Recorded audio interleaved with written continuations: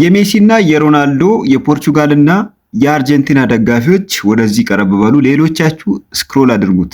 ሰዓታችሁን ልሻማ አልፈልግም። ብዙ ጊዜ የፖርቹጋል ደጋፊዎችና የሮናልዶ አድናቂዎች አርጀንቲናን ጥቁር ጠልና ዘረኛ አድርገው ያቀርቧታል። ኦፍ ኮርስ ነው። ጥቁሮችን በጦርነት አስጨርሳለች፣ በበሽታ አስጨርሳለች። አሁንም ላይ ጥቁሮች ላይ ያላቸው አመለካከት ዘረኝነት ይንጸባረቅባቸዋል። ልክ ነው።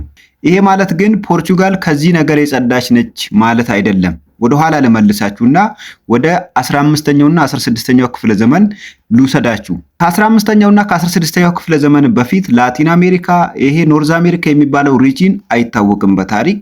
ያ ታይም ምን ይባላል? ኢራ ኦፍ ኤክስፕሎሬሽን ኤንድ ዲስከቨሪ ይባላል። አሳሾች ወይም ደግሞ የፖርቹጋል የስፔን እና የጣሊያን አሳሾች የሜዲተራኒያን ሲሩት ወይም ደግሞ አውሮፓን ከሩቅ ምስራቅ የሚያገናኘው መስመር በኦቶማን ተርኮች መዘጋቱን ተከትሎ አዲስ ሩት እየፈለጉ ነበር። አዲስ የባህር መስመር እየፈለጉ አፍሪካን እየዞሩ ባለበት ሰዓት ቫስኮ ደጋማ ወዴት ያስሳል? ወደ ላቲን ያስሳል። ወደዛ በሚሄድ ሰዓት አዲስ መሬት አገኘ። ይሄም አዲስ መሬት ላቲን አሜሪካ፣ ያሁኑ ላቲን አሜሪካ እና ኖርዝ አሜሪካ ነው። ያንን ጥናት አድርጎ ከተመለሰ በኋላ ይሄ ጥናት ፕሩፍ አልተደረገም ነበር። ከዛ በኋላ ጣሊያናዊው አሜርጎ ቪስፑኪ ወደዚህ ሪጂን ሄደና ይሄ አዲስ መሬት መገኘቱን ፕሩፍ አደረገላቸው ለነገስታቱ ወይም ደግሞ ለመንግስታቱ።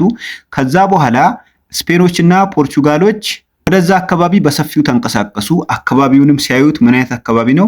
ለእርሻ የሚመች ለፕላንቴሽን ወይም ደግሞ ለአግሪካልቸር የሚመች ሆኖ አገኙት። እዛ አካባቢ ስፓኒሾችና ፖርቹጋሎች ከመሄዳቸው በፊት ቦታው ላይ ሬድ ኢንዲያንስ የሚባሉ ኔቲቭ ነዋሪዎች ነበሩ።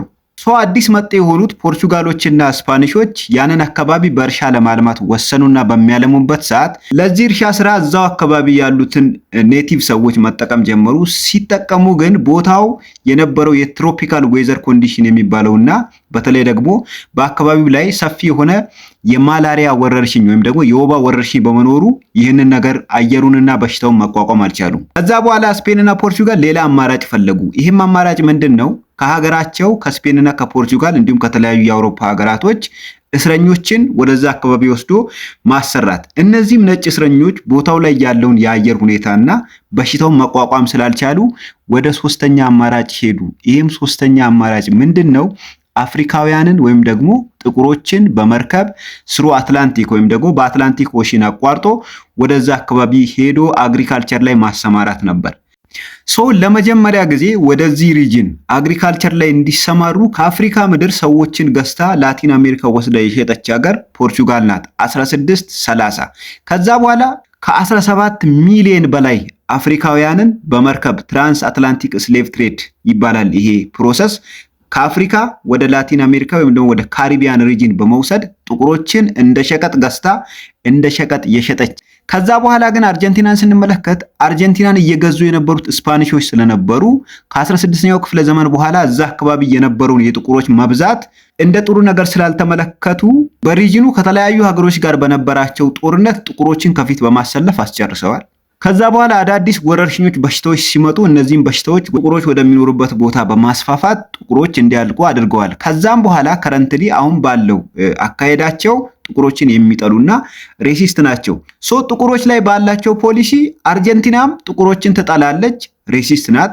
ፖርቹጋልም ለመጀመሪያ ጊዜ ጥቁሮችን እንደ ሸቀጥ የቸረቸረችና የሸጠች ሀገር ናት። ስለዚህ ፖርቹጋልም ጥቁር ላይ ጻድቅ አይደለችም፣ አርጀንቲናም ጥቁር ላይ ጻድቅ አይደለችም። ስለዚህ ማድነቅ ከፈለጋችሁ እግር ኳስ ላይ ተመስርታችሁ ሜሲን ማድነቅ ትችላላችሁ። እግር ኳስ ላይ ተመስርታችሁ ሮናልዶን ማድነቅ ትችላላችሁ። ግን ሀገራቱ ጥቁሮች ላይ በሚከተሉት ፖሊሲ ምክንያት የሜሲን ሀገር አርጀንቲናን ኮንኖ ሜሲን ዲስሪስፔክት ለማድረግ እንዲሁም የክርስቲያኖን ሀገር ፖርቹጋልን አጽድቆ ክርስቲያኖ ሮናልዶን ሪስፔክት ለማድረግ የምትሄዱ ከሆነ ሎጂኩ ልክ አይመጣም። ሁለቱም ሀገሮች ጥቁር ላይ ያላቸው ፖሊሲ ሺት ነው። ወይም ደግሞ ከታሪክ አንጻር ስናየውና ስንረዳው ሁለቱም ሀገሮች ጥቁር ላይ ያላቸው ፖሊሲ ያን ያህል የሚያስደንቃቸውና የሚያስከብራቸው አይደለም ልላችሁ ፈልጌ ነው። እግር ኳስን ስትመለከቱ ወይም ደግሞ እግር ኳስ የሚጮቱ ግለሰቦችን ማድነቅ ስትፈልጉ ብቃታቸው ላይ ብቻ ተመስርታችሁ ለማድነቅ ሞክሩ።